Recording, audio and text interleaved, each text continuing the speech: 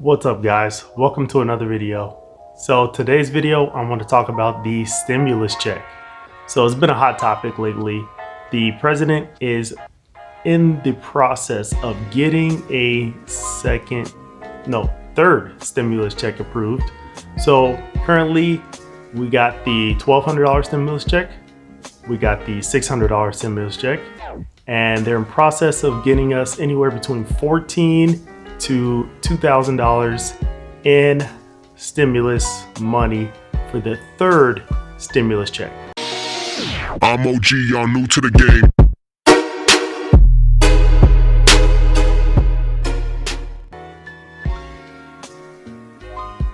So what does that mean?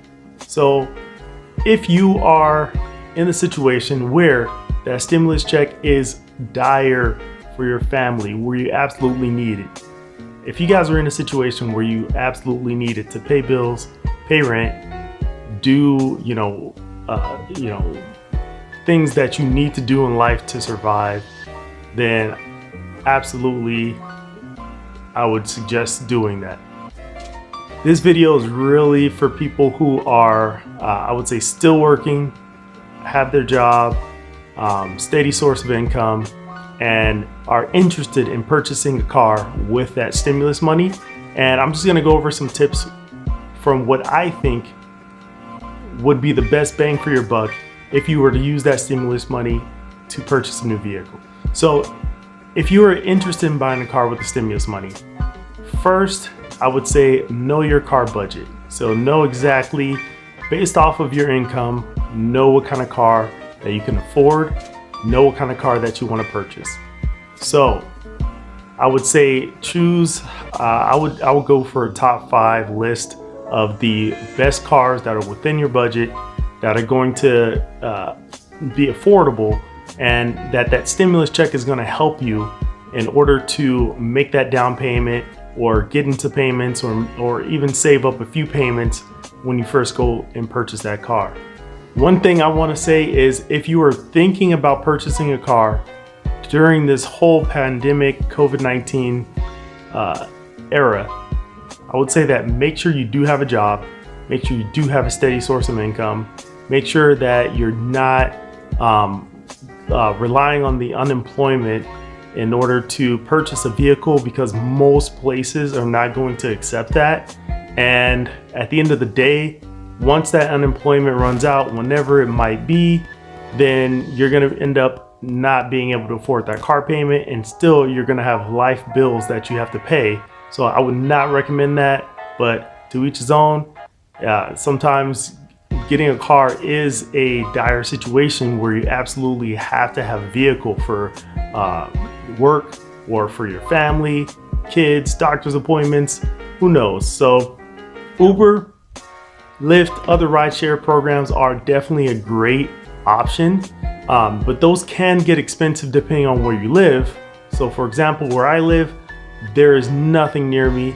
I travel long distances. I probably do between 50 to 100 miles a day, just due to work. And there's not much I can do for ride sharing, because 1 week is already going to be a car payment for me. So it's not the best option in my situation. But if you live in a major city such as San Francisco, New York, LA, then ride sharing and public transportation are great options. I've utilized them when I lived in LA. So I would say look into those options. You'll end up saving money on the long run. But if you cannot do that, then purchasing a car is your only option. Then here are going to be the tips that I'm going to give you that are going to allow you to utilize this stimulus money in order to purchase your next vehicle. All right guys, so unless your credit is sky high, then you're probably living on the average income, average credit, as myself.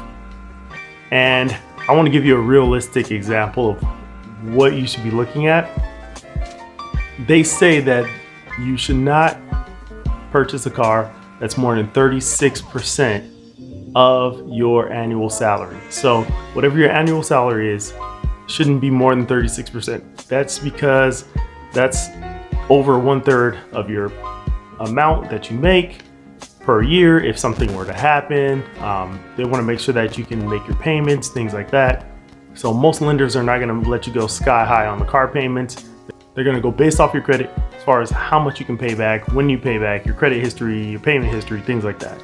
So to give you an example, if you make $35,000 a year, that's going to be somewhere around $17 an hour. Pretty good salary. That means if you were to finance a vehicle, you should not be financing more than about $12,000 based off of that calculation. So most of us do not follow that. I don't follow that, but it's just a recommendation to kind of keep you out of trouble if something were to happen. So if you were to purchase a car for $12,000, you're probably not going to get the best new car. Very few new cars are going to cost $12,000 nowadays. So you're going to be looking at the used car market. But what's going to be the best bang for your buck? I would not suggest going out looking for a car that's $10,000, putting your money down, starting payments on that with a high interest rate.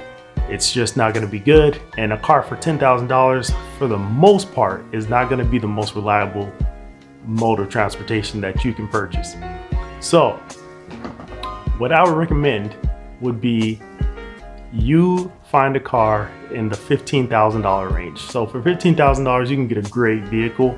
And here's what that stimulus money kicks in. So you got the $600, you're gonna get the 14/2000, however much they agree upon. And what you should do is save that next stimulus check, check number 3. You should be saving from now until that stimulus check drops. So once that stimulus check does drop, then you're gonna have a good $2,000 to work with.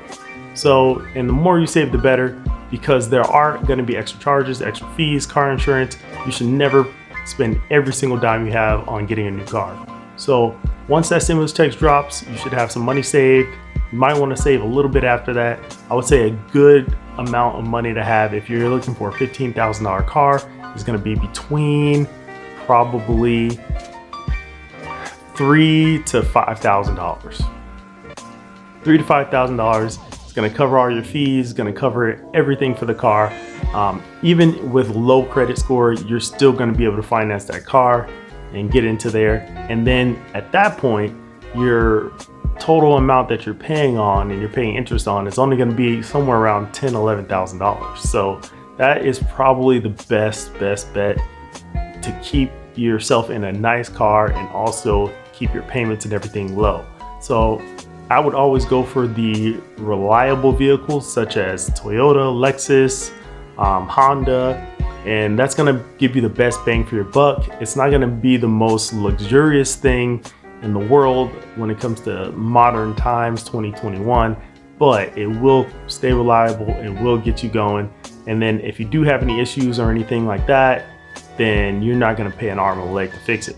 So one thing I would suggest is stay clear from some of the popular car brands that you might want to get in that price range that are going to be older vehicles and way higher in maintenance. BMW is going to be way higher in maintenance. A Mercedes-Benz is going to be way higher in maintenance. Even if you can get them for 15, 16 grand, they're going to be higher in maintenance. They're going to be higher in fees. You're going to get hit with like luxury taxes and all kind of extra fees that you really don't want to be hit with. If you're trying to be on a budget, trying to get it the best deal, I would say look for a higher end Honda, even if it's a little bit older. So you don't want to look for a normal average everyday car. You don't want to get a Honda Civic, just a regular Honda Civic, but you also don't want to get a Honda Type R because that's going to be way out of your price range. So look for something in the middle, something kind of higher, something that's going to hold its value. Hyundais, unfortunately, they're getting better and better nowadays. I do not hate on their brand.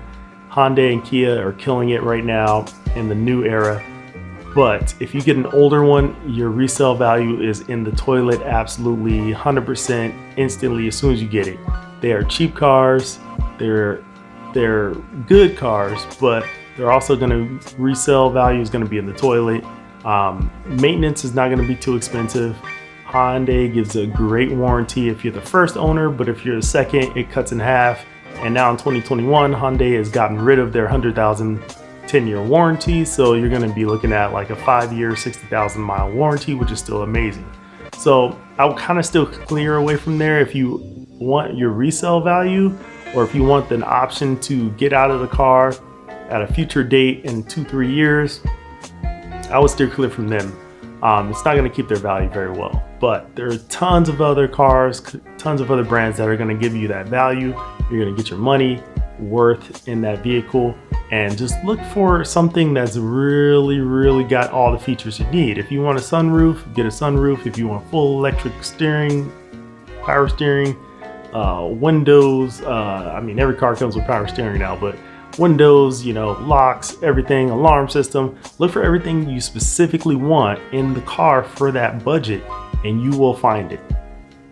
Don't be in a rush to buy a car. You should start looking at the market, seeing what's for sale right now, so that way once your money is ready to go, then you're able to pull the trigger as soon as you see that car pop up. So one thing is, if you get ready ahead of time, then you won't have to run into these issues where you don't have the money, you're not ready to go, things pop up, maybe you're a little bit short. So if you stay ready, you do not have to get ready. So just make sure you stay ready, so when that car pops up, boom, you get it. So sometimes the best deals pop up when you're browsing, and at that point, if you're ready to go, then you're going to get a leg up on the other guy that's not ready to go, and you'll be able to seal that deal, sign that contract, drive away, and be a happy customer. So if you are ready, then make that jump, but make sure beforehand you get ready. So that's my tips for today, guys, and I will catch you next time for another video. And please leave a comment. Let me know if you're going to use the stimulus check for a vehicle purchase, or maybe you're gonna go and buy some dumb stuff like I did. So one thing I did, I spoiled myself a little bit, but I also invest in myself a lot. So keep that in mind when you're out there and you get that extra money, and let me know in the comments, like the video if you like the advice, and then I'll catch you guys next time. I'm so fucking happy you're on.